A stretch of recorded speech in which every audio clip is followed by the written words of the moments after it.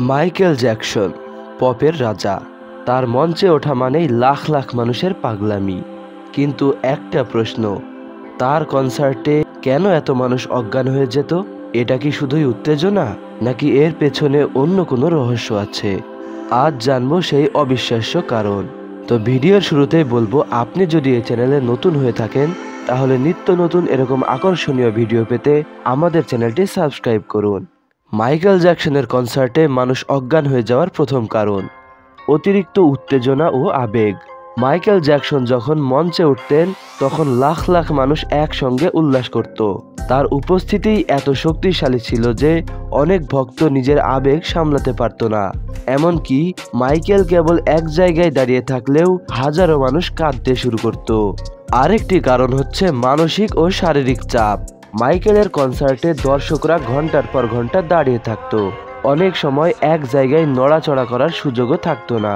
তার উপর ছিল উত্তেজনা, চিৎকার আর শারীরিক পরিশ্রম। এই মিলিয়ে অনেকেই জ্ঞান হারিয়ে ফেলতো। তবে আরেকটি বৈজ্ঞানিক কারণ আছে, তীব্র শব্দ ও আলো। মাইকেলের কনসার্টে মিউজিকের ভলিউম অনেক বেশি থাকতো।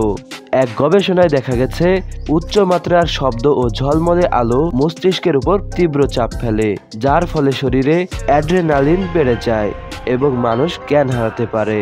আরেকটি অবিশ্বাস্য কারণ হলো হিপনোটিক ইফেক্ট। মাইকেলের পারফরমেন্স আর তার শরীরের প্রতিটি মুভমেন্ট, এমনকি তার তাকানোর ধরন, সবকিছু এক ধরনের হিপনোটিক প্রভাব সৃষ্টি করত। দর্শকরা এক প্রকার সম্মোহিত হয়ে যেত এবং শরীর এতটাই উত্তেজিত হয়ে যেত যে মস্তিষ্ক আর নিয়ন্ত্রণে রাখতে পারত না। এমন ঘটনা এতটাই সাধারণ ছিল যে মাইকেলের প্রতিটি কনসার্টে বিশেষ মেডিকেল টিম থাকতো। অ্যাম্বুলেন্স, চিকিৎসক, এমনকি অক্সিজেন সাপোর্ট সবকিছুই প্রস্তুত থাকতো যেন অজ্ঞান হওয়া দর্শকদের দ্রুত সেবা দেয়া যায়। আবার এটাও শোনা যায় মাইকেল জ্যাকসন শয়তানের পূজারী ছিলেন আর তিনি তার জাদুর মাধ্যমে দর্শকদের অজ্ঞান করে দিতেন। আপনার কি মনে হয়, মাইকেলের কনসার্টে মানুষ জাদুর কারণে অজ্ঞান হয়ে যেত, নাকি অন্য কোনো রহস্য আছে? কমেন্টে জানাতে ভুলবেন না।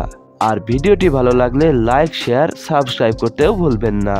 দেখা হবে পরবর্তী কোনো ভিডিওতে।